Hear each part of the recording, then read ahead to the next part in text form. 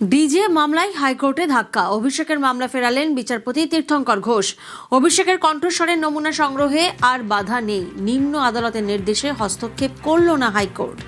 আদালত বলতে পারে না তদন্তে কি প্রয়োজন, মন্তব্যে হাইকোর্টের বিচারপতি তীর্থঙ্কর ঘোষের।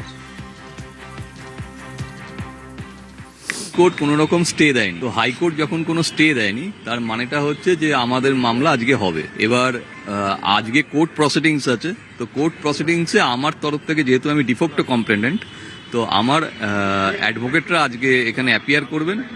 এবার অভিষেক ব্যানার্জি আসবেন কি আসবেন না সেটা তার ম্যাটার, তিনি যদি আসেন তো হবে, না হলে সেটা কোর্ট বুঝবে।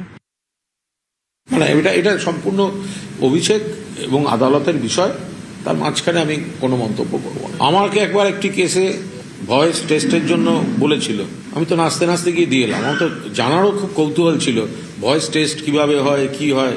আমি তো গিয়ে দিয়ে এসেছিলাম, আমি দেখতে চাই ভয়েস টেস্ট জিনিসটা কিরকম। সে একটা রুদ্ধশ্বাস ব্যাপার, নানা রকম যন্ত্রপাতি, আওয়াজ পড়ানো, সে মারাত্মক ব্যাপার।